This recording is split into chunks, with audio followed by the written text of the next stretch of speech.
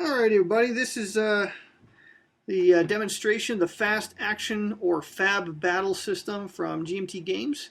And what we're going to do tonight is we're actually going to begin looking at the system through the lens of the earlier game Fab Bulge. We are expecting delivery of Sicily pretty soon. I was hoping I'd have it before Christmas, but I guess there was a component that didn't show up, so probably in the next 2-3 weeks we should have our copies of Sicily.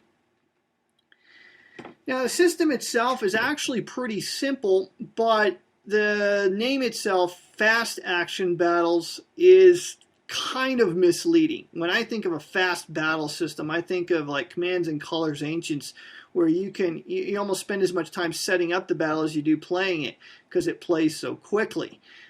Typical battle can last, as short as 30 minutes. And if you're really bad at the game, like me, you sometimes lose the game in a turn or two. Well, with a fast action battle system, the campaign for Fab Bulge, for example, you can probably expect to play for at least 4 hours if you're going to play the full campaign. Now, there are tournament scenarios, introductory scenarios, and that sort of thing that you can play in an hour or less. But I just wanted to clarify that that is one of the things that sometimes people run into and they're not expecting with the game.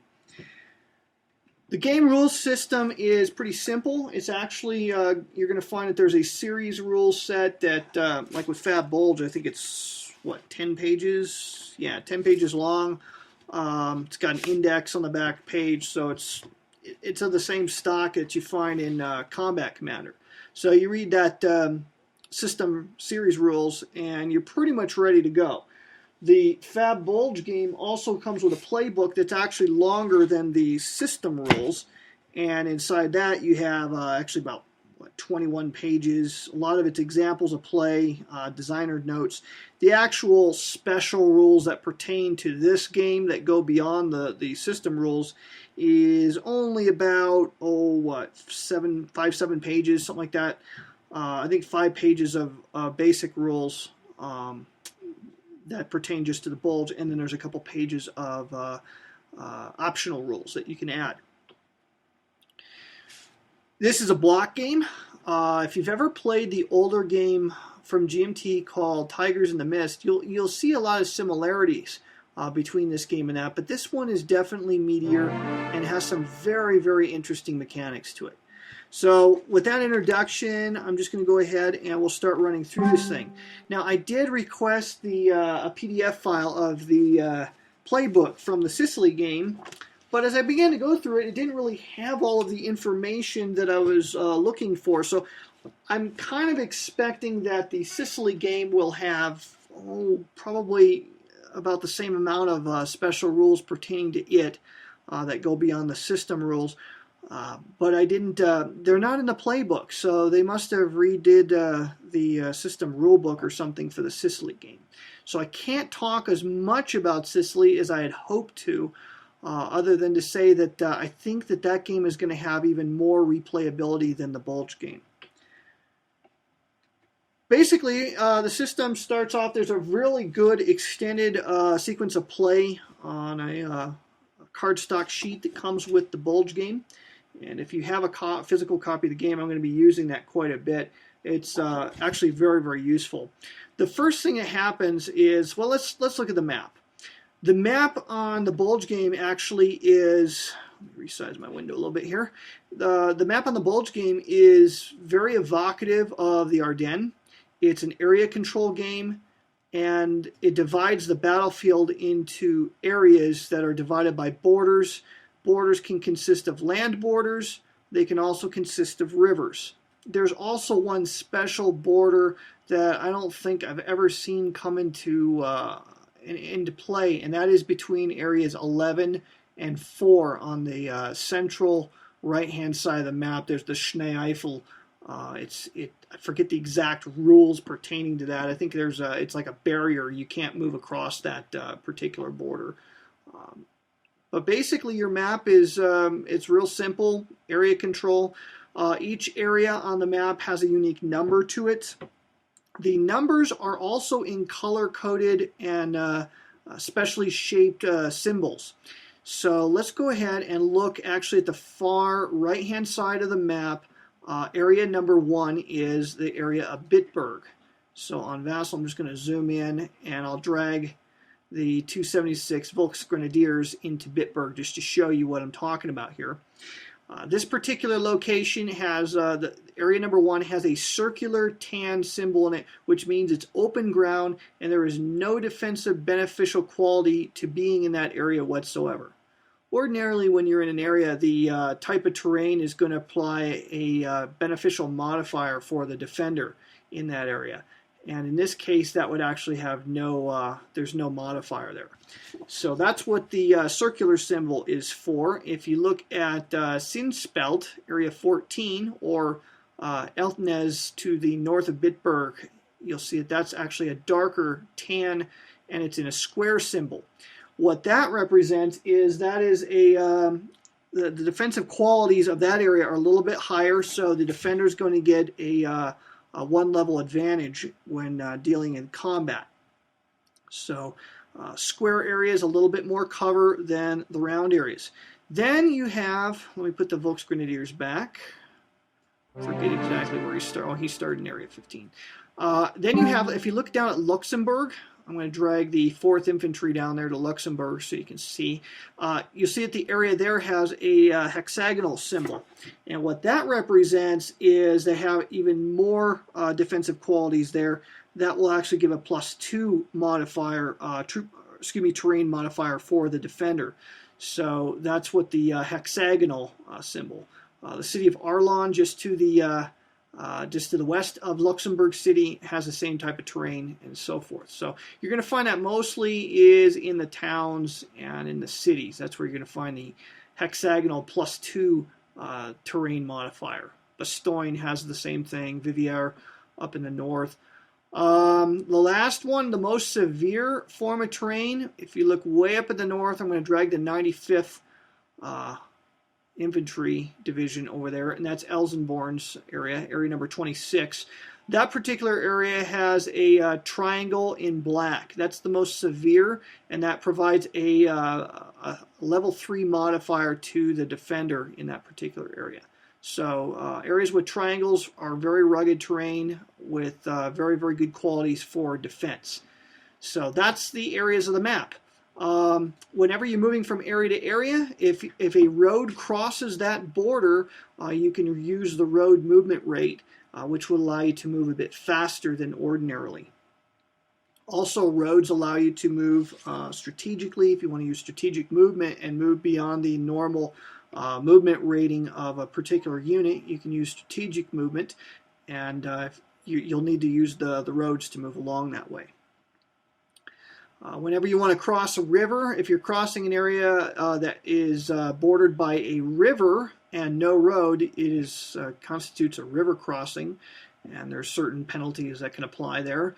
If the river is crossed by a road, a bridge is implied, and so you'll also find the players blowing up bridges.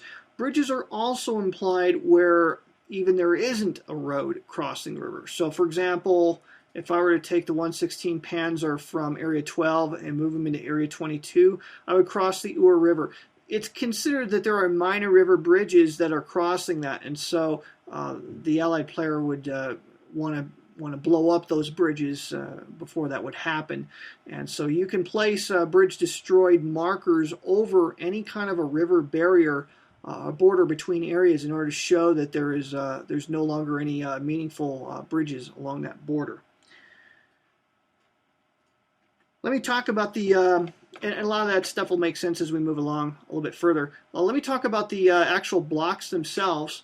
Most of the units that you see on the map right now are actually take the form of wooden blocks. A couple of them are actually counters. Counters would be like the garrisons in Saint-Vie, Bastogne, Witz, and Spa. I think those are the 4 that are actual counters, and they have a little pip symbol on the top like a block does, indicating that they're one-step assets, really. Units are blocks, assets are counters, and there's a difference between them because there's certain things that units can do that assets don't, and there's certain things that happen to assets after battles that don't happen to blocks, that sort of thing. So it's important to recognize the difference. Blocks are your main movers and shakers. They're the ones that you're going to be moving around the map. Assets never move from place to place per se. If you want to place an asset on the map, generally you have to take it out of a holding box that you'll find on the map sheet. And you'll see at the beginning of the game, the Germans have a whole bunch of pieces in the available box down on the lower right-hand side of the screen. You'll see the German resources area. There's an available box there, and so that's where the assets are going to come from, and that's how you're going to move them around the map. Basically, whenever an asset's removed from the map, if it's not destroyed, it goes back into a selection cup. When it's drawn from a selection cup, it goes into the available box, and then later on, when you use that in the course of a battle, it will be placed from the available box onto the map.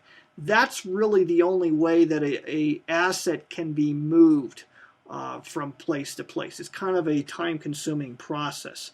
Generally speaking, assets don't hold on to territory because after battles, they're discarded and put back into the used box of the resources display, or in some cases are actually destroyed. There are certain exceptions to that in the Bulge game, and that would be the garrisons at Spa, Witz, Bastogne, and St. V. So that's the biggest difference between assets and blocks. Blocks are going to move around the map from point to point. They're not going to be they're not going to go into a selection cup or anything like that, and they also consist usually of more than one step. If you look at the blocks themselves, I've got the 116 Panzer Division. I just moved it back to its starting place. All of the units and all of the assets that start on the map at game start have a little white box on the block label or on the counter itself that tells you the number of the area that it starts in. So I'm going to unmask this American unit in Area 12 so you can see what I'm talking about. This is an actual block that sits up there, and so you see he has the number 12, and also the Germans have the number 12. They both start in the same area in a situation where combat is going to result. Beyond that, the only other important information on the block labels is the pips. You'll have like any other block game, you have whatever pips are upright from the player's perspective. That's how many steps that particular unit can fire. Generally speaking, that's how many dice they're going to throw. The different colors of the pips indicate different levels of training. A white pip indicates green troops. A black pip represents veteran troops, and red pips represent elite troops. And you'll notice that on some units, as they take losses, the pip colors will change. For example, the 116 Panzer starts with 3 red pips, but as soon as it takes a hit in combat, it loses that elite edge and is downgraded to a veteran unit. And conversely, the 560 Volksgrenadiers start with 2 white pips, green status, but when they take a hit, they're going to move down to veteran status, but they would only have 1 pip left. And so that's basically the information you're going to have on the blocks themselves. Now, there's some information that's not contained on the blocks that's going to be consistent throughout play, and that is the movement ratings of these different units. Basically, you have 2 different classes of units in the course of the game, and that is you have infantry class and you have armor class. So any of the paratroopers, infantry, I think that's the only 2 different types in the infantry class. So for example, over in Buchholz in Area 10, you'll see I have the 3rd Fallschirmjägers. That's going to be considered infantry class. Opposing them, we have, I think I unmasked them, there we go. We have the 14th Cavalry, U.S. That's a reconnaissance unit, but is considered to be armor class. And of course, units like the Combat Command B of the 9th, that particular armor unit there is considered to be obviously armor class. So those are your 2 different classes. I think you also have mech. Here's the 150th Panzer unit. It's a brigade. that's got some special qualities if you want to use them optional rules. That's considered armored class. So those are the two different classes. Now, why is that important? Because infantry class can move 3. They have a movement allowance of 3. And armor class having a movement allowance of 6. Now, whenever you're moving along from area to area, I'm going to use the Combat Command B of the 9th Armor. And if I move that unit from Area 25 to Malmedy, Area 33, that would cost me 1 movement point because there was a road connection between those two areas. And I could consider to continue to move along like so, spending 1 movement point because each time I'm crossing where there's a road. But let's say I cross where there isn't a road. For example, from Area 35 to Area 34, if I move across that, that's going to cost me 2 movement points. That's considered a field connection. The other type of connection I could run into would be a river that's not got a road across it. That's also considered a field connection. So to move from Area 34 to 51 or vice versa, that would cost me 2 movement points to do. So, if you have 6 movement points, you could only do that 3 times, obviously. Restricted connection, that's the Schnee Eifel. Now, that's actually over here. I talked about that earlier. That's between Area 11, Area 4. That costs you all of your movement points to cross that restricted connection. It's got a special kind of a border there. So that's restricted connections. The other thing you could run into is crossing a bridge costs you plus 0 movement points. So to move from, say, Area 25 to Malmedy, or from Area 25 up to Elsenborn Ridge, that would cost no extra movement points to cross the river. However, if a bridge blown marker is laid across that area, it costs you all of your movement points to cross that unbridged border. And consequently, you could only cross that unbridged border if you began your movement your movement phase actually on the far side of the river. So you couldn't move up to a blown bridge, like say he starts in St. V. You couldn't move up to the blown bridge and then move across it in the same movement phase. It would actually take 2 different movements to do that. So that's the effect of blown bridges. There is the concept of minimum movement, which allows you to move into an area even if theoretically you don't have enough movement points to do so. Now, where would you run into that? Well, there's the concept in the game of congestion. Congestion is moving into an area that contains another block. Congestion is exiting a contested area. For example, if I'm in a contested area like take the 1/12 of the 28th Division in Area 12, that's a contested area because you got the 116 Panzer and the 560 Volksgrenadiers in there. Let's say I want to withdraw those units from the 28th Division and move them back. It would cost me 2 movement points to cross the Ur River, plus 1 more point because I'm leaving a contested area. If I want to engage an area and therefore cause it to become contested, in other words, the opposite would be true. If I started in Area 22 and wanted to move into Area 12, it cost me 2 movement points to cross the unbridged connection there, or excuse me, the river connection there.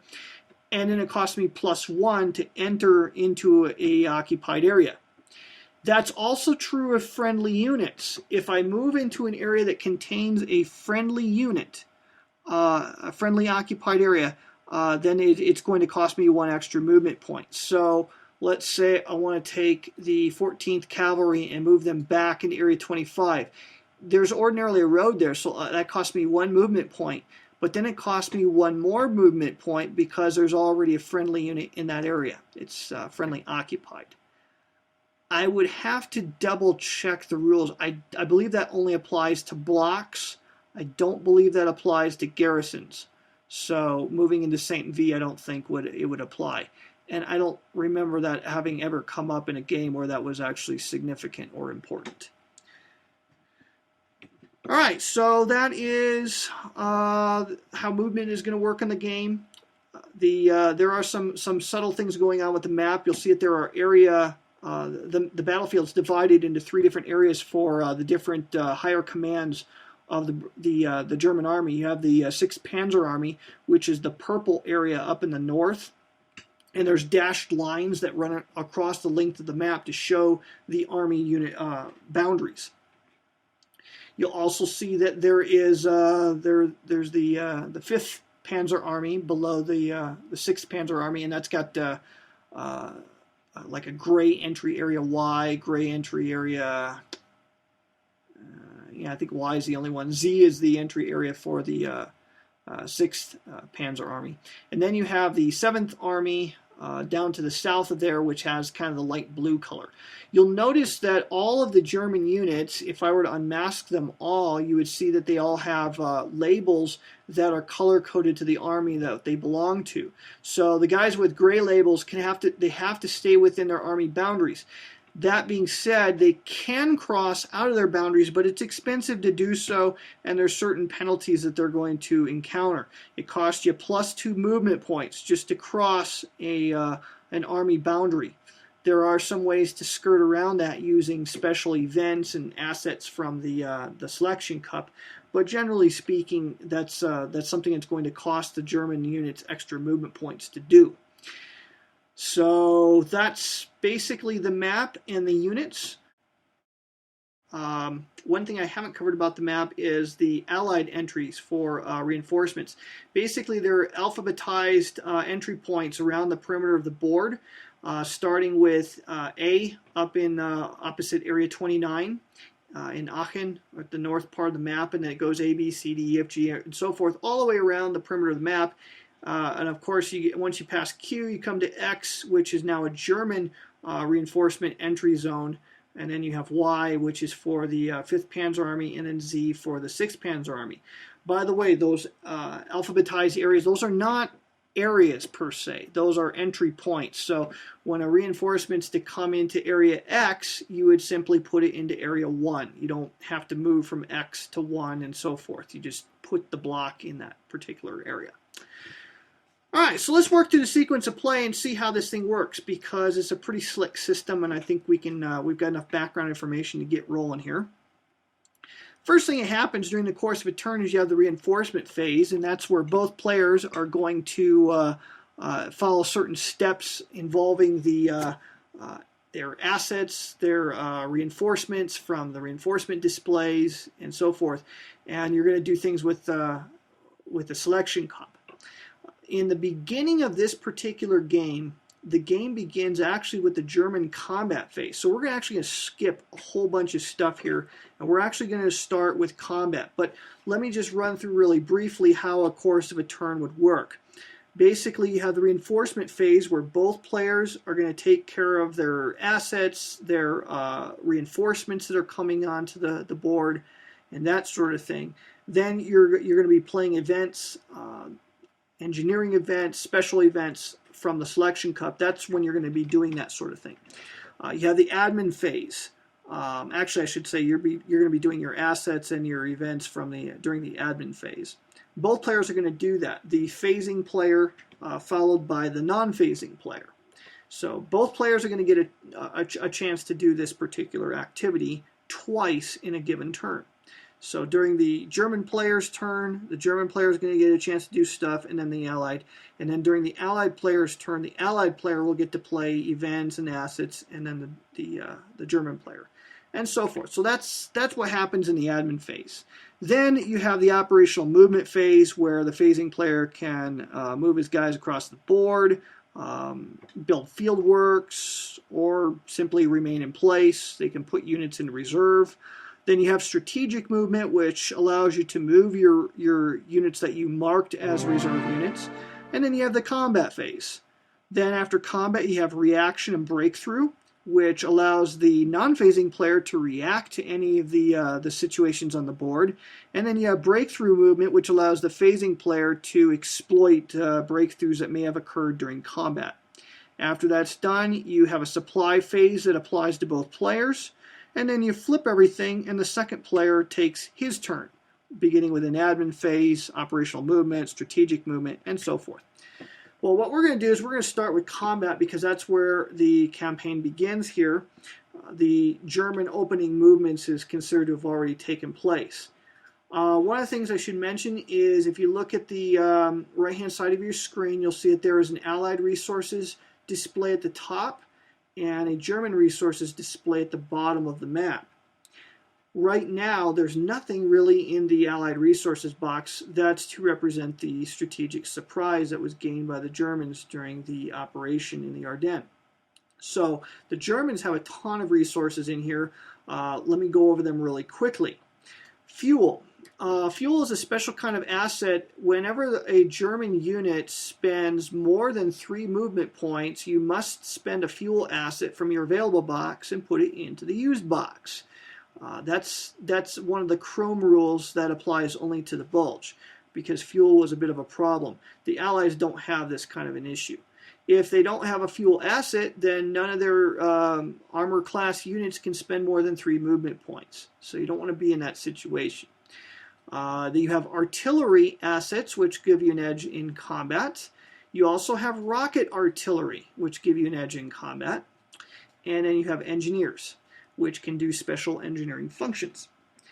So those are the assets available to the Germans. Let's go ahead and start with a combat. And just for grins, we'll go ahead and start with the combat in Area 12. I'm just going to pick this one to start because I think I've unmasked both the German and the Allied units there. I'm actually going to remask them briefly to show you how this works. All right, now on the video it's not going to mask because I'm logged in as solo player, but for those of you viewing, all you see is the back of these blocks in Area 12. What's going to happen here, whenever you have a first encounter in a given area, then there's going to be a little bit of bluff going on. But once blocks are revealed in a contested environment, they'll remain revealed until the combat is fully resolved and only one side remains there, or until one side pulls out of that area. Here's how combat works, and I'm going to use the extended sequence of play to make sure we get this 100% right. First thing that can happen is the defender may reinforce or retreat by spending a special action. Now, there aren't any special actions in play just yet, but there will be some that'll come into play.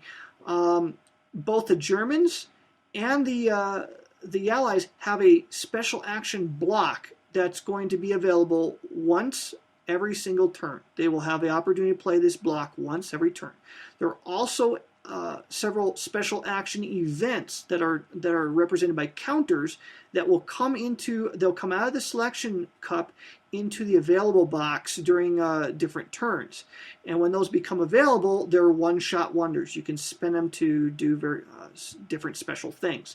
One of the special things that a special action block or marker can do is to allow you to either reinforce or retreat before a battle. Now, since none of those are in play, we're not going to worry about that, but that's the first thing you consider in a battle situation. The next thing you got to consider is committing assets, and this is where the game gets really interesting. The first thing that can happen is that the attacker has to assign his assets to the battle. So he goes into his available resources box and he figures out, what am I going to commit to the battle? Now, the Germans can commit a maximum of 1 artillery asset and a maximum of 1 rocket artillery asset to a given battle. They can also add as many, battle assets as they want. There are different kinds of assets here. Give me just a second. Let me pull some out to show you what I'm talking about. There are different assets that look like military units. Like this one here looks like a tank unit, a one-step tank unit. Basically, the attacker can throw as many of these as he wants into the battle. But when the battle's done, they all go into the used box. They don't go back into the available box. And once into the used box, they have to recycle back to the selection cup and back to being drawn again. The bottom line is the more assets you use in a given battle, the more you dilute the mix in the selection cup and thus make it harder for you to draw useful assets in future game turns. I'll explain when you draw assets in just a moment. So in this case here, the Germans, they could use their engineers as a battle asset, but that would be a waste because they're going to need their engineers to repair bridges and that sort of thing. So best not to use those. The other thing you need to know about assets is they are coded by higher command. So to handle this particular battle that we're working on right now, I could only use gray assets from the available box to handle the battle in Area 12. So in this situation, the Allied player does not know exactly what blocks the German player has. And I say that lightly because actually, if you played the game a couple times, obviously both players know what blocks set up in the same location every game. So there's not a lot of fog of war on turn one. But in future combats during the course of the game, there is a lot of bluffing going on here. So he's going to have to try to consider, what is my opponent going to do? So the attacker commits all of his assets first, then the defender can commit his assets. And it's an easy decision here because the Allied player doesn't have any, so we're not going to worry about that. Once both players have committed their assets, then one player, the attacking player, has to declare his lead unit, his point unit. So to do that, I'm going to shove the 116 Panzer unit forward.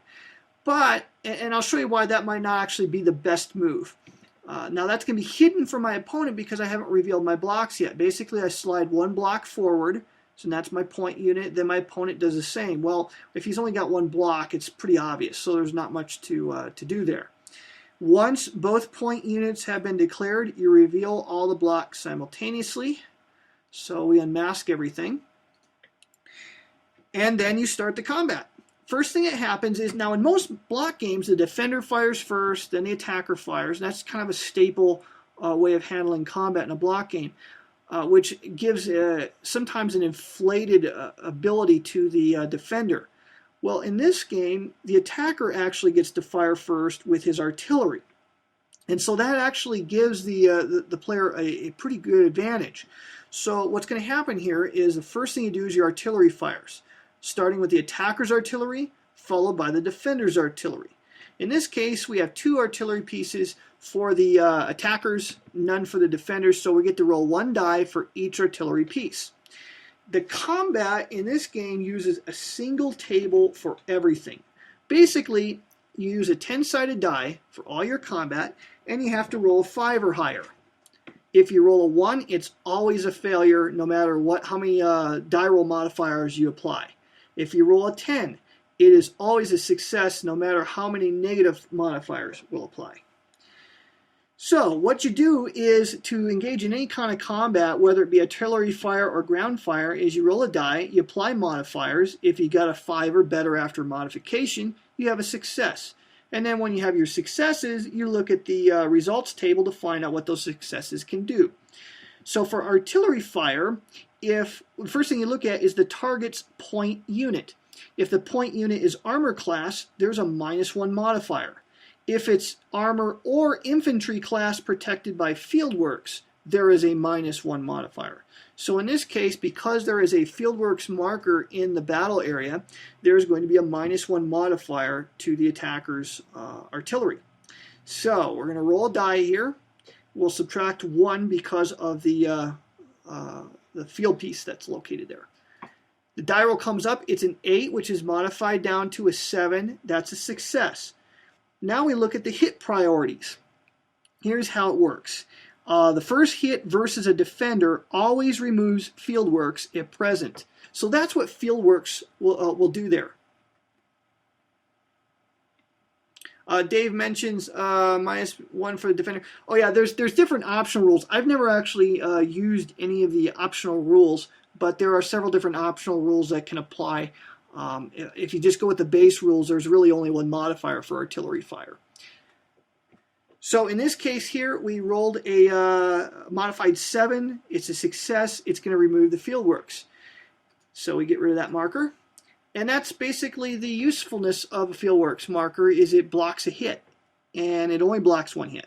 By killing it with our artillery, we've made it easier for our other units to engage successfully. Now once all the artillery is fired, the next thing that happens is ground fire. Here the defenders fire first. So it's the same sort of thing. You throw 1 die for each step in the defender's force. And by the way, I forgot to mention stacking. You can have a maximum of 2 units per side in an area. And remember that counters are assets, they're not units. So you can have as many of those cardboard counters in an area as you want, but you can only have 2 blocks per side. So I couldn't throw another German unit into this particular area if I wanted to. Well, in this case, the Americans only have 1 step, so they're only going to throw 1 die. Now for ground fire, the first thing you look at is the firing unit's class. If it's armor class, you get a +1 modifier. He's not. Is the firing unit conducting a river assault? There's a -1 modifier. He's not. Is he using air combat support mission? Those take the form of events that are going to show up in the selection cup midway through the game. He's not, obviously. If he is, it's a +2 modifier for that. Is he disordered? If he's marked with a disordered marker, there's a -1 modifier, but he's not. And had there not been fieldworks present, that artillery shot would have disordered that particular unit, by the way. But he's not disordered, so there's no modifier there. He's not marked as unsupplied, so there's not a -1 modifier for that. Next, we look at the troop quality modifier. What we're going to do is we're going to use a TQ modifier matrix to cross-index the firing unit versus the defender's, the target's experience. So the firing unit is a veteran. The target is elite, so there's a -1 modifier that will apply. Terrain modifier only applies for the attacker. If the target is the defender, then there's going to be a modifier according to that symbol in the area. Well, it's the defender firing, so we don't worry about that. And lastly, we look at the target's point unit. If the target point unit is armor class or infantry protected by fieldworks, there's a -1 modifier. And lastly, and that will apply here, so there's going to be another -1 modifier. And then lastly, do the targeted units have a river assault modifier? If they do, then there would be a +1 modifier. So if they're marked with river assault, it's easier to shoot at them. Now here's where choosing your point unit is a very interesting tactical decision. Whatever you choose as your point unit is going to affect the effectiveness of the defending unit's firepower and vice versa. So in this case, by selecting the 116 Panzer, this is a calculated risk. One which I don't think is really worth making, because if the 116 Panzer takes a hit, he's going to be reduced to veteran status, which will greatly diminish his firepower. On the other hand, there's a net -2 modifier to the success rate for the defender here. So the defender, he's going to have to roll a 7 or better in order to succeed. So his success rating has dropped down quite a bit by throwing the 116 Panzer in the lead. On the other hand, since the 112th of the 28th only has 1 pip, it might be a better idea, and obviously you'd have to do this before the blocks are revealed, but let's just say for a moment that we had the 560 Volksgrenadiers as our lead unit. Now, in this case, there's going to be a no modifier because the defender is armor class. The troop quality modifier is actually going to be the other way. Veteran firing at a green unit is going to actually give a +1 modifier to the defender. So it's almost certain that he's going to get hit, but it shields the 116 Panzer from having that possibility of losing his elite step. So let's just say we did that. The defender fires first. He throws a die, 6. It would have been a miss had we had the 116 Panzer in the lead, but in this case, it's actually a hit. And whenever you take a hit, we look at the hit priorities. The first hit against an attacker always has to be against the point unit or an asset from the battle. Now, it would have to be a battle asset, so I can't take that hit off of my artillery pieces here, okay? They've already fired. But if I'd thrown the engineers in there, I could kill my engineers and send them to the eliminated units box in order to eat that hit. There are going to be times when the player is going to need to make those kinds of decisions in order to keep their block units nice and strong. So in this case, since we don't have any assets to use, it has to come off our lead unit, so he takes a hit. And so we'll mark him as losing a step. And once all the defenders have fired and all of their results have been taken, then the attacker may fire. Let's say, just for a moment, for argument's sake, let's just say the attacker actually had like 4 different steps in there, and he actually just clobbered. I mean, rolled a whole bunch of high die rolls and inflicted like 4 hits on me. I mean, that could just wipe out all my blocks. I mean, because I've only got 3 steps with a 116, 2 steps with the Volksgrenadiers. That would leave me with only 1 pip remaining. Everything else would be dead.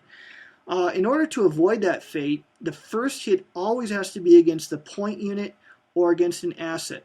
After that, the attacker may choose to abort the attack, which then causes all of his units to become disordered, but they don't take any further hits, and that stops the combat. So in that case, I wouldn't get a chance to fire, but at least my units wouldn't be dead. So there is that safety measure for the attacker. Well, we didn't have that here, so what we're going to do is we're going to throw our dice. The 560 Volksgrenadiers is going to throw 1 die. The modifier is going to be -1 because of the terrain, and that's the only modifier that's going to apply. So he needs to roll a 6 or better, and he rolls a 9. So that's going to be 1 hit. We then roll for the 116 Panzer. He's got 3 dice, and he gets a +1 modifier for being armor. He gets +1 more because he's elite versus veteran on the TQ matrix. That gives another +1 modifier, and then -1 because of terrain. So the net is a +1. So we're going to roll 3 dice, and we're going to add 1 to the die roll. And I'm not going to do that in the Vassal mod. So basically, a 7 becomes an 8, 3 becomes a 4, 5 becomes a 6. So 2 of the 3 rolls were actually hits. So what happens here? The defender has no more field works to remove, so how can he avoid calamity here? He can avoid 1 hit of ground fire by retreating all of his units to an adjacent area and then marking them with a disorder marker. So that will take care of 1 hit to do that. And obviously, if you can do the math here, you can see this isn't going to work out for the Allies because he's taken a total of 3 hits. That would take care of 1. The next hit after that, though, any additional hits have to be step losses to assets and or units. Not necessarily the point unit, by the way. So in this case, the mandatory point unit hit is only for the attacker, not necessarily for the defender. But in this case, he's only got 1 step left and 2 hits to take. So the next one is going to kill him, so we delete that and we send him to the eliminated units box. So he's gone. But we still have 1 hit remaining. Because we killed all of the defenders and there's still 1 unfulfilled hit, we can do something pretty cool. We can actually take a exploitation marker and potentially put it on any armor class units involved in that battle. To do so, we have to do a morale check. Morale check works just like combat. You have to roll a 5 or better. The modifier is +2 if the unit is elite. No modifier if he's veteran, -2 if he's green, -1 if disordered or unsupplied. In this case, he's neither disordered nor unsupplied, but he is elite, so he gets a +2 modifier. And he rolls a 7, which is a success, so we get to mark the 116 Panzer with exploitation. That's going to allow him to move 1 more space during the breakthrough and exploitation phase. So we'll just mark him with that for now. And since we used our artillery and our rockets, we have to put them into the used box down on the resources window, and that will conclude that combat. Okay, so we've taken care of 1 combat in Area 12, and obviously the Americans just got clobbered there. We're going to go ahead and take the next one down. Now, some guys really feel strongly that you shouldn't use any of your assets on the opening turn as the Germans. I have a hard time with that because, I have them. It takes a lot of restraint for me not to use them. But I'm going to go ahead and employ that strategy just for a moment here in the next battle, which is the 2nd Panzer crossing the river. Let's just say I don't use any assets there. Let's just see what would happen.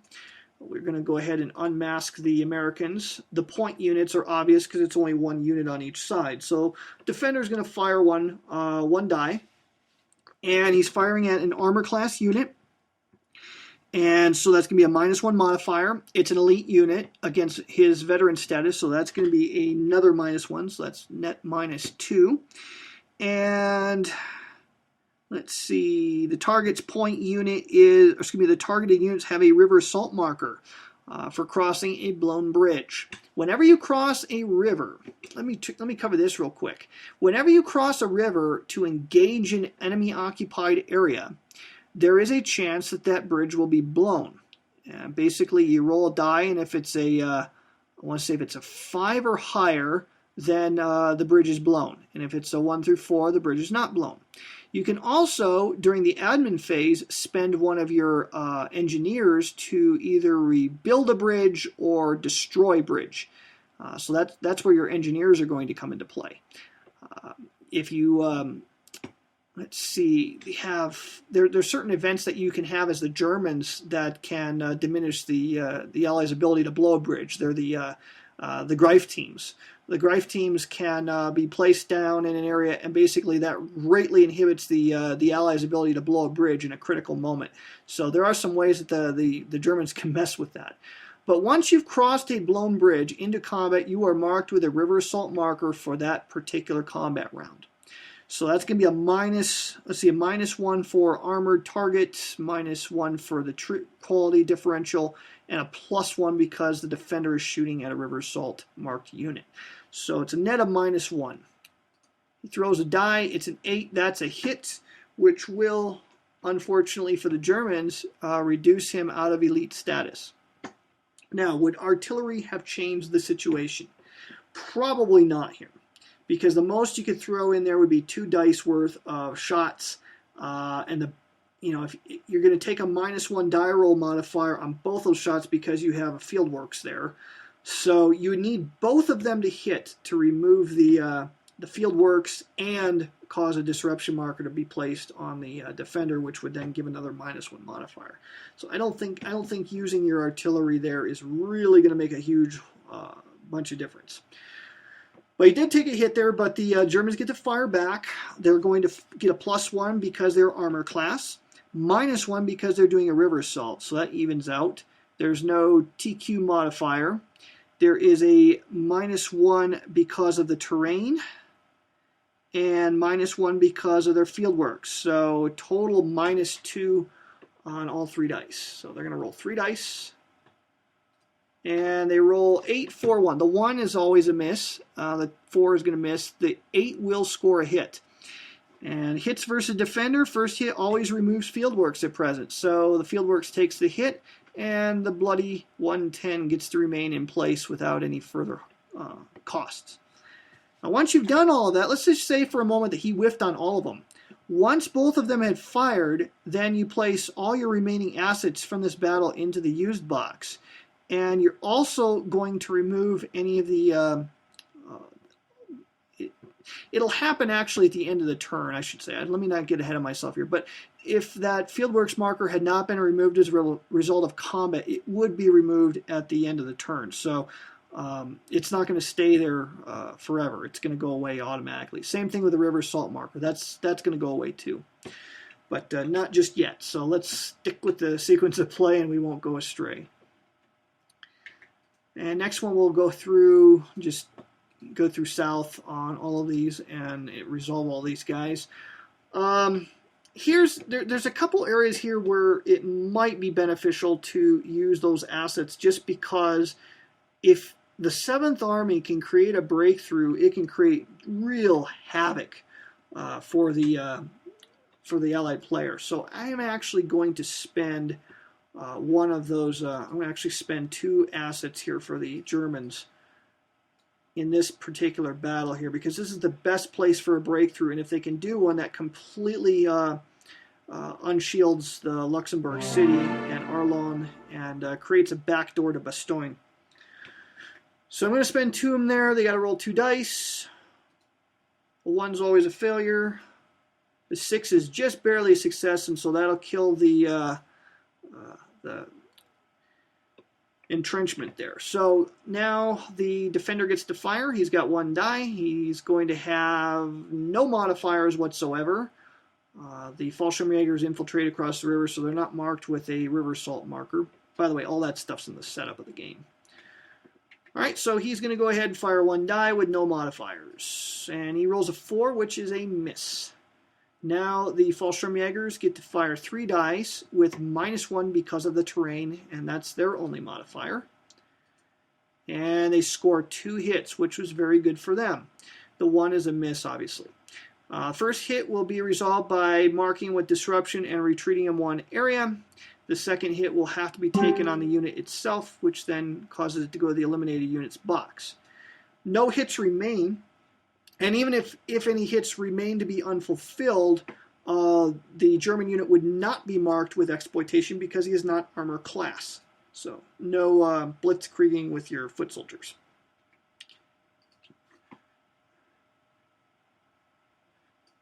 All right, so we put all of our assets back in the use box. And by the way, there's another reason why I did that. This isn't the special rules for the Bulge game, but the German players, most of their heavy artillery is still horse-pulled, and very little of it was mechanized, aside from the rocket artillery. So at the end of each turn, what's going to happen is, or actually I should say at the beginning of each turn, what's going to happen during the reinforcement phase is you're going to take all of your units that are in the used box, all your assets, in the used box, and put them back in the selection cup. However, if you look at that, you'll see that there's a whole sequence that you actually do during the reinforcement phase, and it's actually laid out for you on the German resources display and the Allied resources display. What you do is, if the reusable special action is in the reinforcement box, the available box, then you can actually move one asset from the used box to here. Well, nobody starts with that, so we're not going to worry about that in turn 2. But the next thing you do in step 2 is found in the used box there. It says, otherwise, remove the reusable special action to the available box. So you would do that. Then the German player only eliminates one regular artillery asset. Because the 5th Panzer Army is so important, I would want to keep that particular asset available in the selection cup. So by using a artillery asset from the 7th Army, that would then allow me to take that and put it in the eliminated box, thus keeping these 3 assets available for the selection cup. So all remaining assets then would go in the selection cup. And then you would basically draw a whole bunch of units from the selection cup as directed from the turn track, but we're not quite there yet. But that's some of the rationale behind that particular decision. All right, next up, let's kind of blaze through these things here real quick. We'll continue to the next one here. The CCA of the 9th Armored is going to fire at the Volksgrenadiers crossing the river. Poor hapless boys are going to get shot up here because we have armor class firing, it's +1. Firing at river assault is +1. Firing at green units with a veteran is another +1, so you got +3 right there. He throws 1 die, and a 6 is going to be a hit, so he's going to take a loss. Volksgrenadiers, -1 for firing at armor class, -1 for firing at unit that is in that type of terrain. There's a terrain modifier there. Another -1 for firing. Where's the indicator? I know it's there somewhere. There it is. Yeah, -1 for terrain, -1 for firing armor, -1 for being marked with river assault. I think it's got all the -1s possible.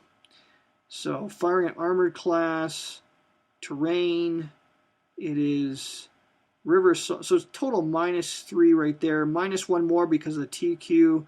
Basically, he's got to roll a 9, no, a 10. So rolls it. 8's not going to get it. So no effect. Next battle. Here we have the 4th Infantry Division, which starts with only 2 steps, which is what that little yellow diamond, or excuse me, triangle represents on the label. That it starts with only 2 steps available to him. He's going to go ahead and fire. He's got +1 for firing at river assault. That's his only modifier. So he fires with 2.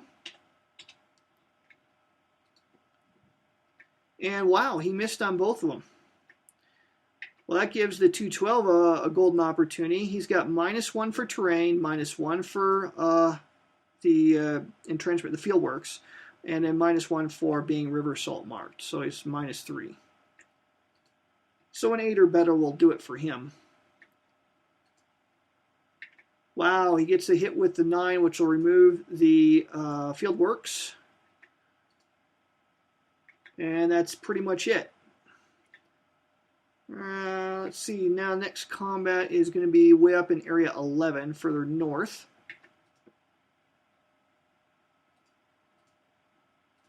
Again, I'm going to restrain myself and I'm not going to use any of my assets here. So he's going to go ahead and fire 3 dice at the 62. I would start with the 62 as the Volksgrenadiers as the forward unit, the point unit. So he's going to fire 3 dice and no modifiers whatsoever. And his 3 dice come up, and 2 of them are hits, which will force a decision on the German player. If he kills the 62 Volksgrenadier, the unit's dead and goes to the eliminated box, and it's very difficult to get units back. In fact, I think you'd have to use a special action or something like that in order to buy a step to get him back. But he's kind of a worthless unit anyway, so I would go ahead and take those hits. Otherwise, he could take 1 hit and mark both with disruption, or I could take both hits and then be able to fire back with the 18 Volksgrenadiers. So kind of an interesting decision, a dilemma there. Do you want to keep those Volksgrenadiers around? I'm going to send them to the eliminated box.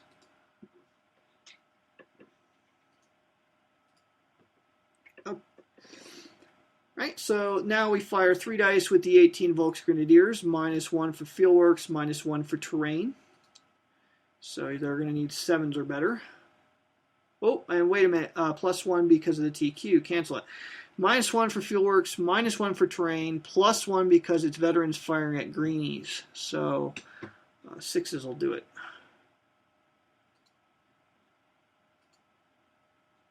And he scores 2 hits. How about that? First one kills the fieldworks. Second hit, they can be marked with disruption and retreat. My screen just jumped all over me there. So we're going to mark him with a disruption marker and retreat him. He doesn't take any step losses, but when you're marked with disruption, you're given a penalty when it comes to firing offensively. And that would pretty much give control of the Blyelf area to the Germans. So one of the other things I didn't mention about the map is victory point locations. Areas marked with a black cross are victory point locations for the Americans. If an American unit occupies that, that is a victory point for them. That is, if they control that area, I should say. And you control that area until you are no longer occupying it and it's occupied by another an opponent's unit, or that opponent's unit was last to pass through it. That sort of thing. So by forcing them out of that particular area, it takes away a victory point from the Americans, which is kind of important to do. Areas that are marked with a red and yellow star, those are victory point areas for either side. Then you have areas that are marked with a blue and white star. Those are victory points only for the German player. So that's how victory points work in the game. You can score automatic wins according to the turn track. It'll tell you how many VPs you need in order to win. But nobody can get an auto victory until turn 4, which means if either side has 5 VPs, they would win a sudden death win at that point.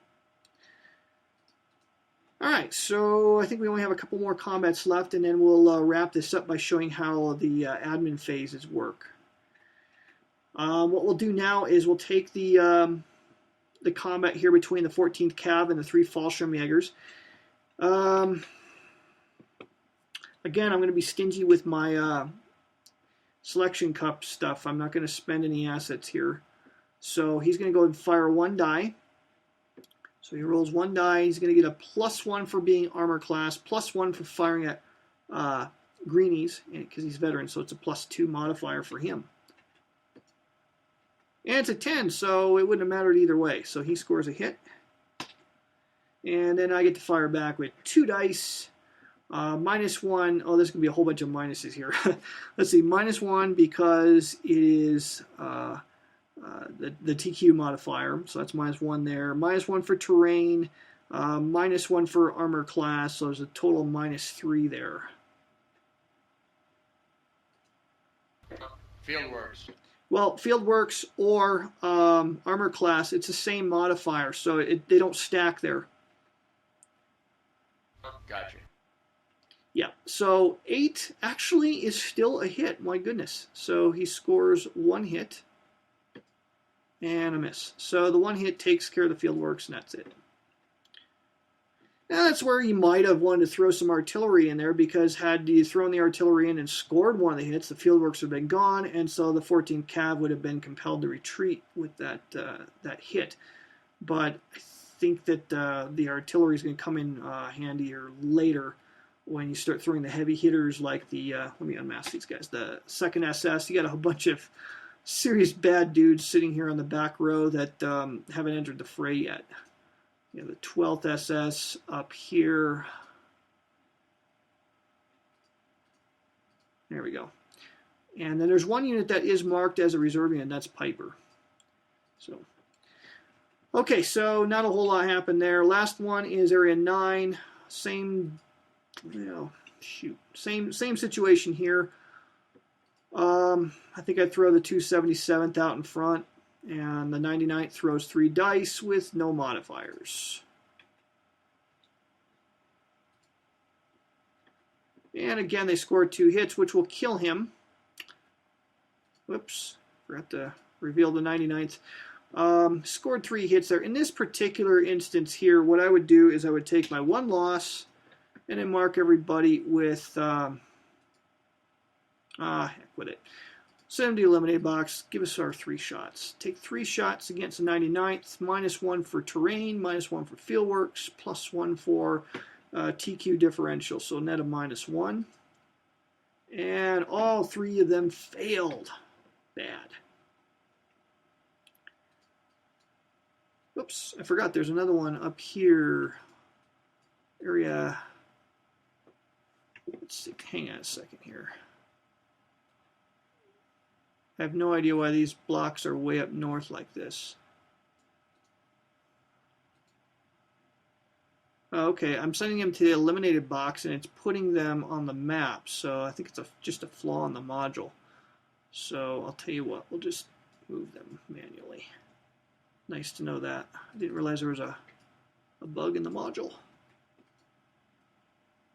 was going to say I didn't remember any of those guys being up there. Okay. They should go into the eliminated boxes. Okay, that's it for combat. Now we go to the reaction breakthrough. There's not going to be any reaction because the opponent player doesn't have anybody marked with reserve marker. So we don't have to worry about that. So there's no reaction. Now breakthrough movement. The phasing player can move units in reserve or units marked as exploitation units. So the exploit boys can only move 1 space. Tough decision to do what to do here with the 116. I can move right into St. V, but there's a chance they'll blow the bridge. And I'd be faced with a river crossing. Or I could just outflank the line and just move across here, which causes a big gaping hole in the Allied line.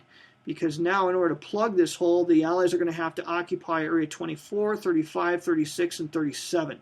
So we completely unhinged the Allied line just by doing that. And so the exploitation marker goes away.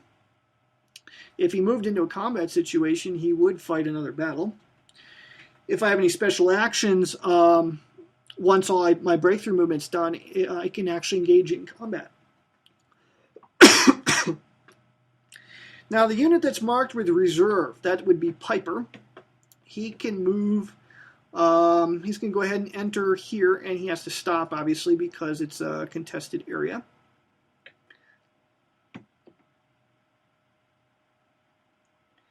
And since it's already contested, it's not newly contested, no combat will result there.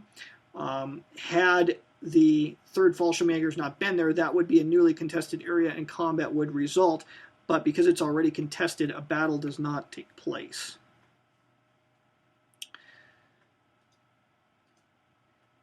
All right, and I should mention about reserve units. You only have so many reserve markers. The Germans can only put 1 reserve marker on a unit in the 7th Army sector 2 on units in the 5th Panzer Army sector and 2 in the 6th Panzer Army sector. The Allies use the same sector boundaries but have more flexibility when it comes to their reserve markers. They can put 2 units that are in the German Zone 7, and they can put up to 3 units in Zones 5 or 6 into reserve. So they're much more flexible with that. I should also mention that in a combat situation, let's say I have, we got Piper, we got the 3rd Fallschirmjägers in battle here in a battle situation with the 14th Cav, or they're in the same area, I should say. When they fight a battle, I can only use assets matching that army. And I can only use assets if both of my units are from the same army. So if for some reason Piper moves down into this army group boundary, which conceivably he could do, because I think he starts here. He could have moved here for 2 points, plus 2 more for crossing a boundary, plus 1 more for entering an occupied area. That's 6 movements. He could have done that. But if he goes into combat in that situation, then no assets may be used, because you have 2 different units from different army commands. So that's why it's a good idea to keep your boys color-coded together. I should mention that later in the game, much later in the game, units such as the 10th SS, 11th Panzer, and so forth, they have orange symbols on them. Those are very flexible and can be used in any army group area, and if you have these mixed with different colors, you can still use assets. So basically, orange units are wildcards. All right, so that basically concludes the breakthrough area. If we had special action chits, we could spend them now to do another round of combat in a contested area. We don't have them, so we won't worry about that. Supply. Basically, you have to trace a line of controlled areas from your wherever unit is into one of your reinforcement zones. So if you have to cross a blown bridge, you can do so. How do I put this? The best way to explain it is a supply line can only cross from a supply source over a blown bridge, but not beyond that blown bridge's area. So if you traced from, like, say, area X, you could cross the blown bridge in area 20, but not move directly from 20 then onto area 38. Let's say it that way. Okay, so even though the 26th Volksgrenadiers is on the far side of a blown bridge, ignoring the fact that you could actually go around that blown bridge right now. But let's say that all those bridges were blown. You could still trace supply over that blown bridge, but not beyond it. So you'd have to repair a bridge somewhere along there if you want to advance your supply lines further. So everybody's in supply here. If you're not in supply, then you got to do morale checks to find out what happens to your unsupplied units. If you fail a morale check, then what will happen is you get marked with a disruption marker, and there's a chance on certain failures of morale checks that the unit will surrender en masse. So you have to watch out for that. Don't let your boys get surrounded. Once you've done all your morale checks and stuff for out of supply units, then you're going to remove markers. And that's where we're going to get rid of all of these field works. So, whoops, I forgot to put the 10th SS back. There we go.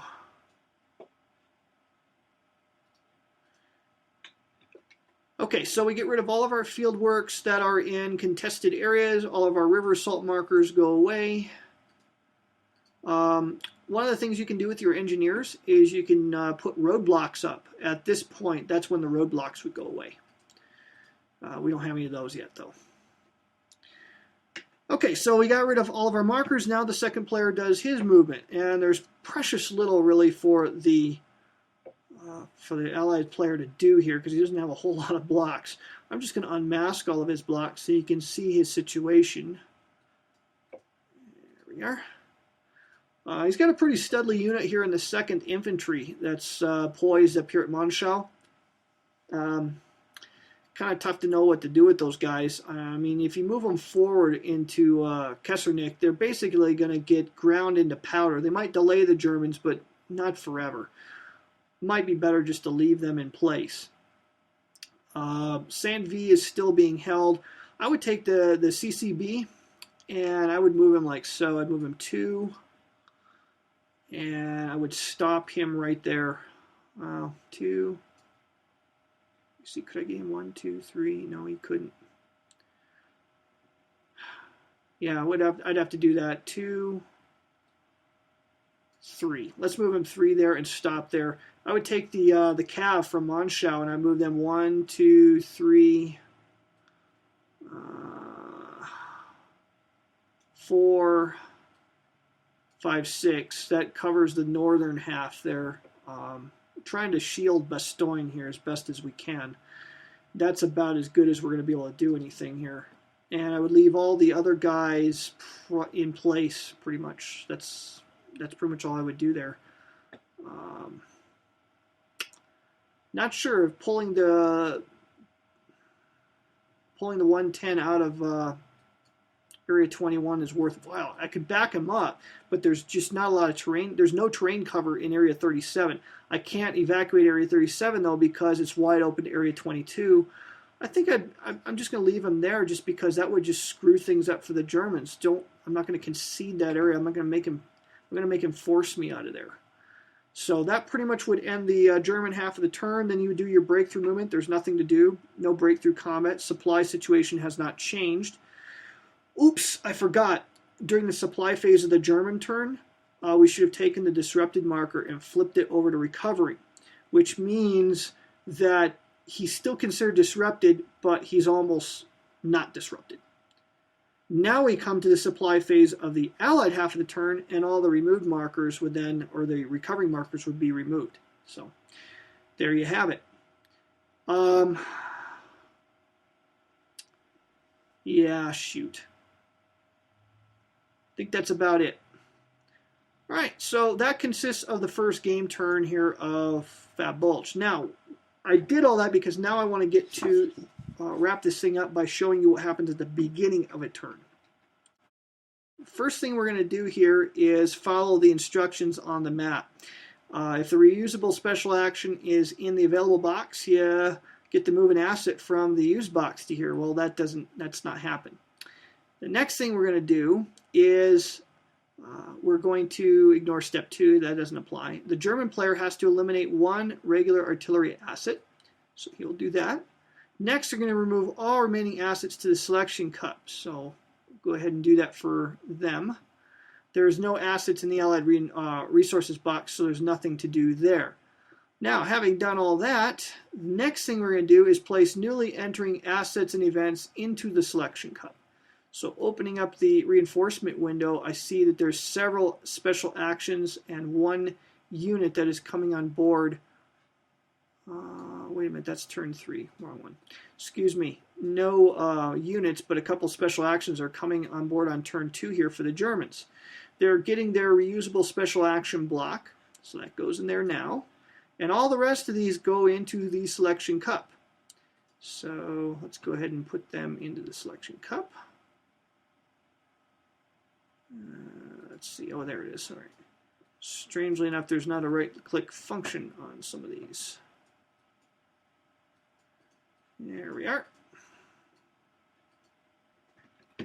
Okay, then we do the same thing for the Allied. Now, the Allied player's got a whole bunch of stuff coming on. So let's go ahead and take care of the units first, because that's the most obvious stuff. They've actually got a couple of blocks that are coming on. Let me unmask them so you can see what they've got.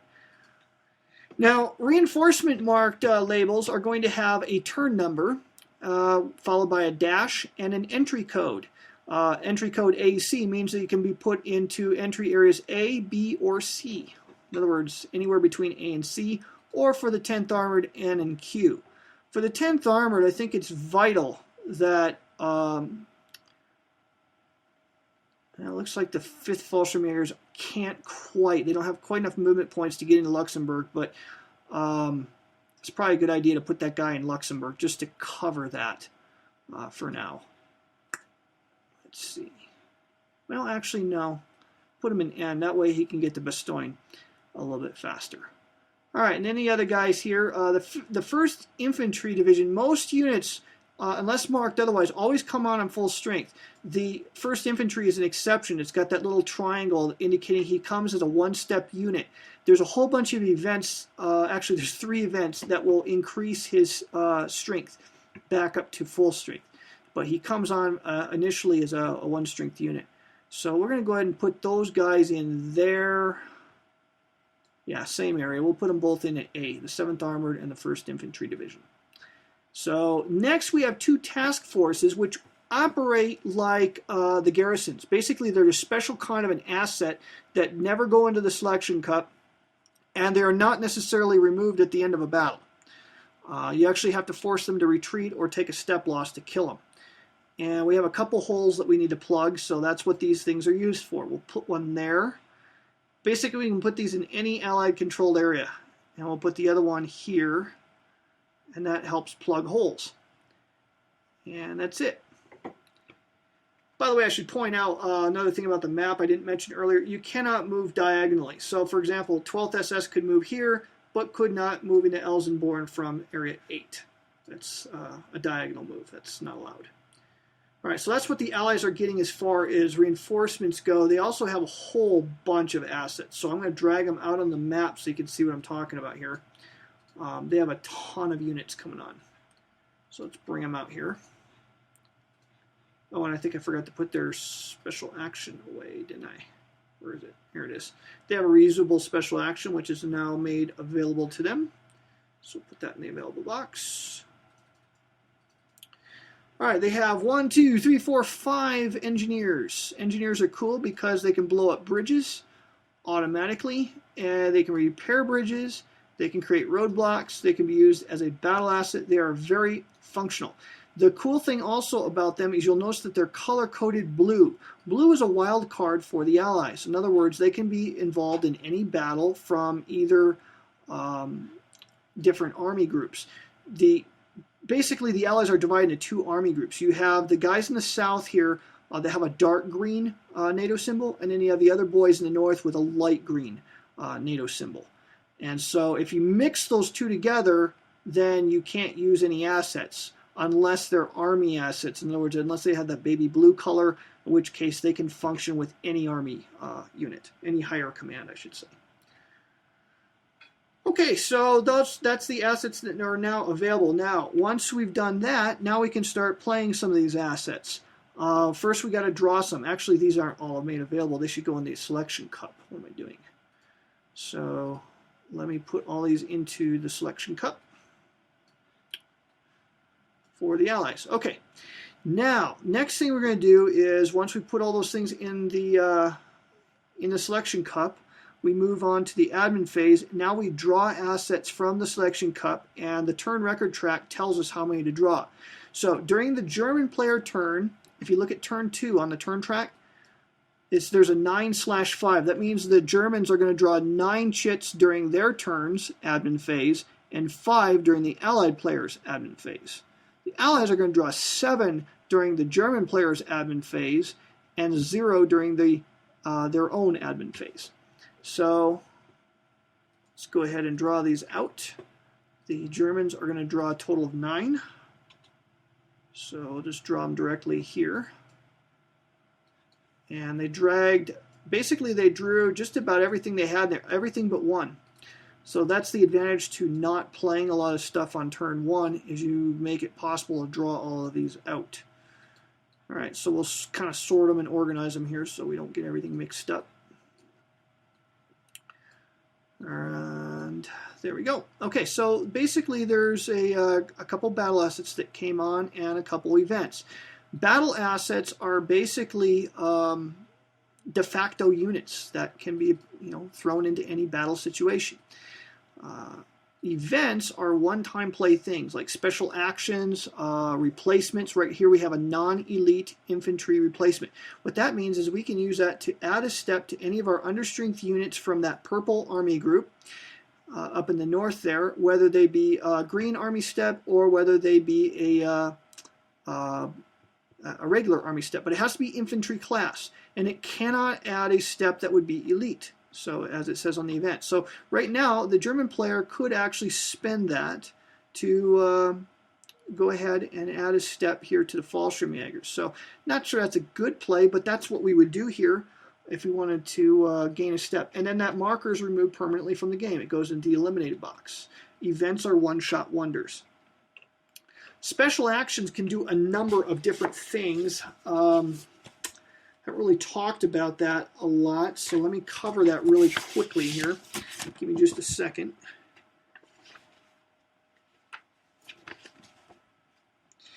Special actions can do a number of different things here. One of the things that they're most commonly used for is to do like a breakthrough combat. Whenever you have a combat situation, you weren't able to clear an area, you could get one more attack in the same turn by spending one of those special actions. There is an advantage to not using that reusable special action block, though, because if you don't, you can take something from the used box and put it in the available box, including one of your artilleries. So if you spend an artillery over there, you can keep it from going to the eliminated box by simply not using a special action. So not using the special action is a use. You can use them to create breakthrough combat to allow a unit to, allow a armor class unit to move one more space and potentially invade and be involved in another combat. You can use it to reinforce a battle during your opponent's half of the turn, or retreat before battle during your opponent's half of a turn. Rally troops during the admin phase. Each special action spent in an admin phase allows the player to designate any one supplied area.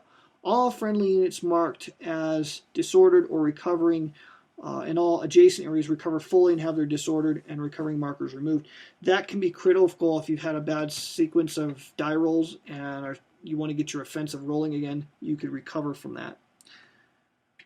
Each special action spent in the admin phase also allows the owning player to select a supplied reduced unit, either unit class, either infantry or armor class, to receive one step of replacement, even if it is elite.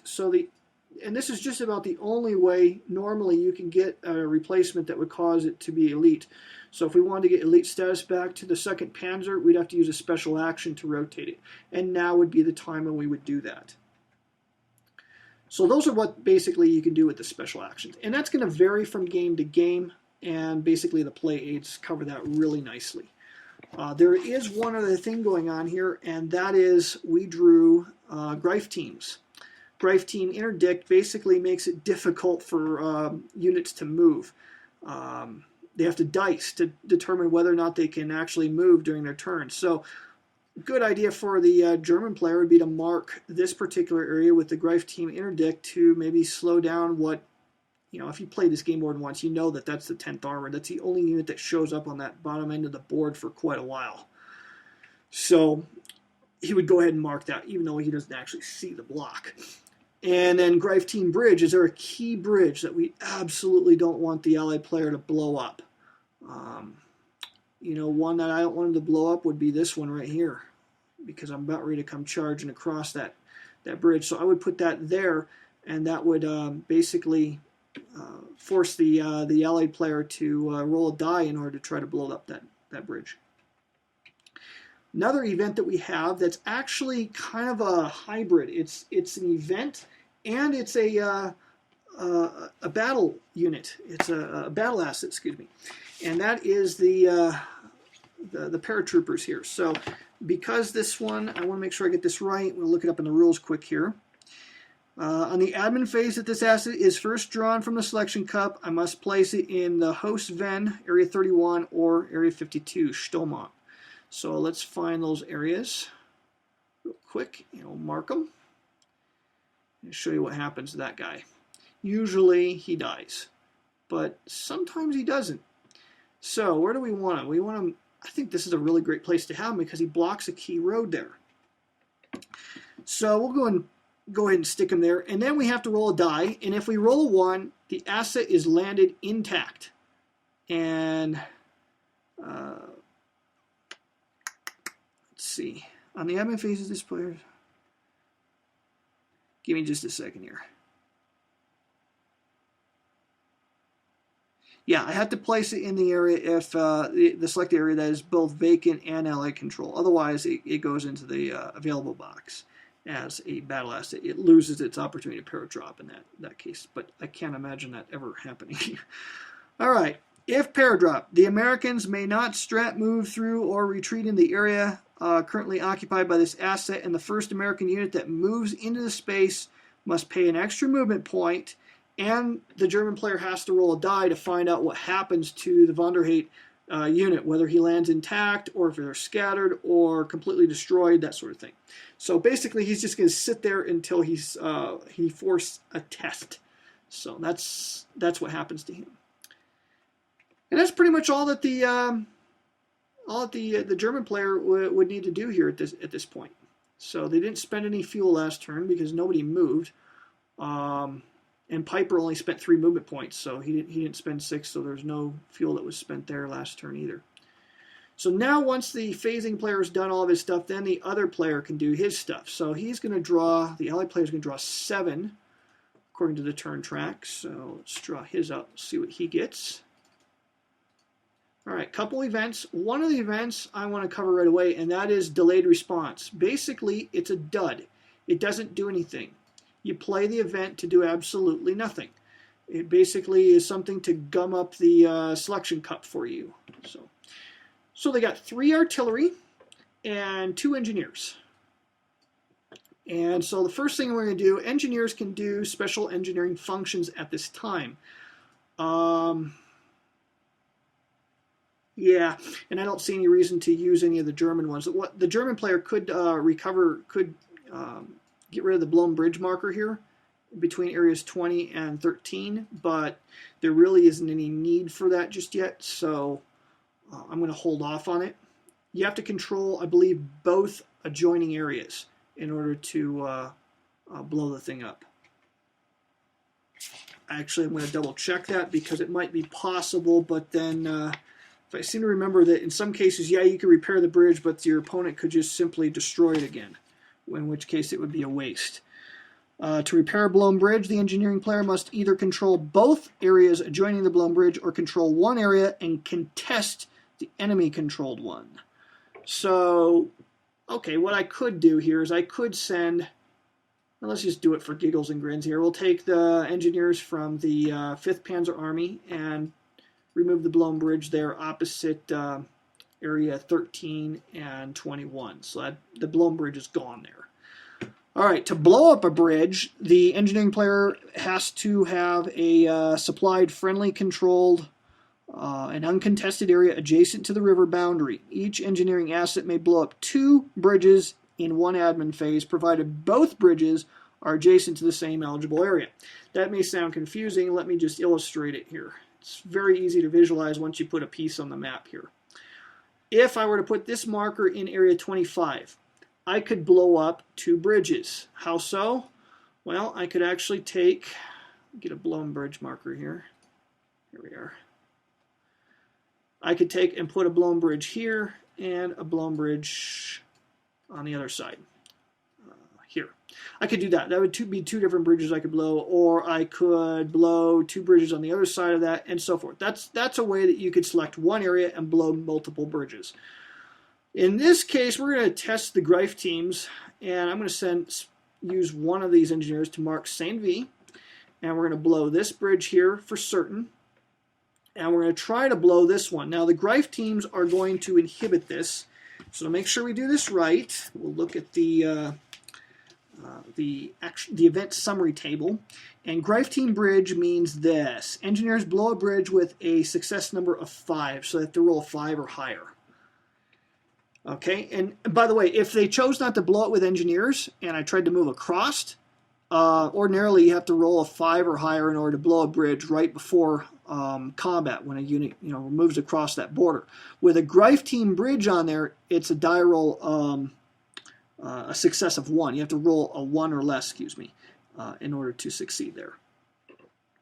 So basically, you only have a 10% chance if before combat. By doing it now, there's a 50% chance. And they roll a die, and it is a success.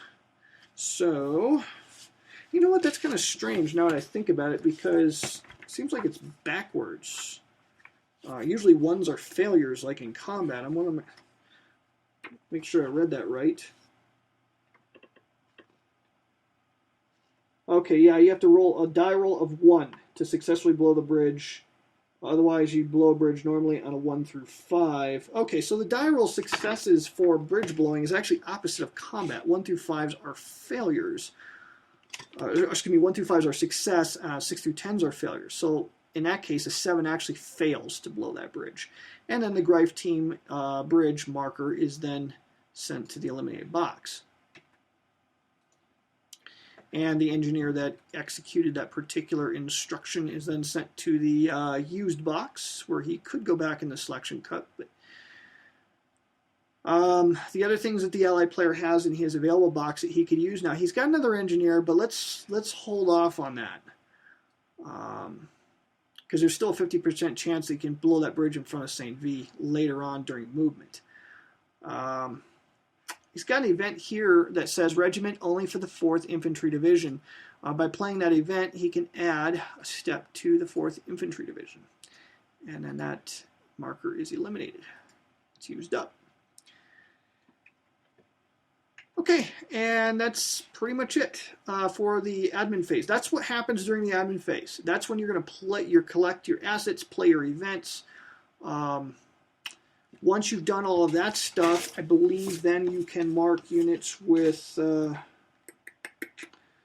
see, resolve events, special actions. Okay, then you go to operational movement. You move your units. Units that don't move, you can mark them with a reserve marker so as to move them strategically. Germans may only move 1 unit strategically. The Allied player, I believe, can move up to 3, or I think it's just limited to your reserve markers. Let me double check it on the chart here. I want to make sure I get that right. Okay, yeah, the Allied player, if you mark a unit with a reserve marker, it can move strategically, so you're basically only limited to the number of reserve markers that you have at your disposal, namely 5. For the Germans, yeah, you have lots of reserve markers available to you, but only one of them can actually be used to move strategically, which allows you to move any number of friendly controlled areas. But when you're moving strategically, you can't enter areas with enemy units, assets, roadblocks, can't cross restricted boundaries, cannot cross blown bridges, and so forth. And I may have mistakenly said earlier that you're bound to the roads. You're not necessarily bound to the roads. And that's pretty much the system. That's pretty much how the game works. Once you've worked through a couple comments, you see how simple and elegant the game is. And as far as number of pieces, there's not a lot of pieces in the game, so you don't have a whole lot of opportunity for analysis paralysis. With the Sicily game, I think you're going to have a lot more replay value. Even though this game has a lot of replay value, I think you're going to have even more with the Sicily game, because you're going to have different possibilities of invasion sites. It's an island, so I'm imagining, looking at the map, that you can invade from different sides. So I think that's going to be a really interesting situation to play using this system. I think I'm probably covered just about everything. I didn't mention what the Greif team interdicts do. Let me just cover that real briefly. Basically what they do is they remain, basically you put it on an Allied unit and it remains with the unit until that unit tries to do any kind of movement. Whenever they try to do any kind of movement, you have to do a morale check, and if they fail the morale check, they can't move. They're stuck in place, and the interdict marker is then discarded from the game. So that's what the interdict markers do. Whenever garrisons or task forces die in combat, they go to the eliminated box. They don't go back to the selection cup, that sort of thing. You can get replacements for units. If a block with less than 3 steps is killed in battle, it can come back through using some of your replacement events or reinforcement events can add those units back into play. So those 1-step blocks that died, they can come back into play. You just put them in any friendly controlled victory point area, and they could enter play when you use one of those events. We didn't see any of those come up, but that's a possibility. Whenever a block has 3 steps or more and it is killed in combat, it loses its 3rd step. It goes on to the eliminated large units track, and each block on there counts as a victory point for your opponent. So if the American player were to lose a unit like the 99th Infantry Division, that would go on there, and that would be a victory point for the German player. So that's another strategy too, is trying to kill those larger units. And if you get one of those units that's worn down, by golly, you want to get it out of the line, because otherwise it's going to be a victory point for the other side. Game continues until one side wins a sudden death victory by victory points, and that's on the turn track. The front number being the German player requirement, and the second number after the hash mark is the Allied player requirement. And if neither player gets a sudden death win by the end of the game, the playbook tells you the victory conditions, or if the game has been fought to a draw. Overall, my opinion of the game is it might be slightly balanced toward the Germans. Might be. It feels pretty well balanced to me, but some players give a slight edge to the German side. There are some ways that you can balance that. If you do really feel that the German players are advantaged a bit, the way that you balance that out is you diminish the number of assets available to the German side, or you can bid fuel points, because that's a pretty big deal. Once you blow a hole in the Allied line, and you will eventually cause a hole that the Allies can't fill, because there's going to be a small gap of time where they're just not getting any replacements in to plug holes, then you're going to have to run for the MERS as quick as you can.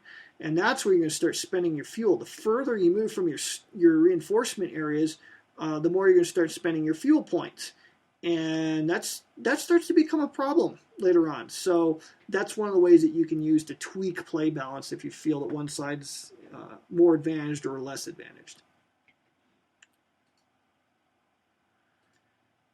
Well, anyways, that is the fast action system. I'm going to hang around if anyone has any questions, but that's pretty much the system. That's how you play Fab Bulge. I do recommend you read the rulebook for Sicily, but that should pretty much give you an idea of how the Sicily game is going to play. And there'll obviously be some rules and special assets and events and stuff that are going to pertain specifically to that game, but it should allow you to break that one open and start playing it pretty quickly after you get it.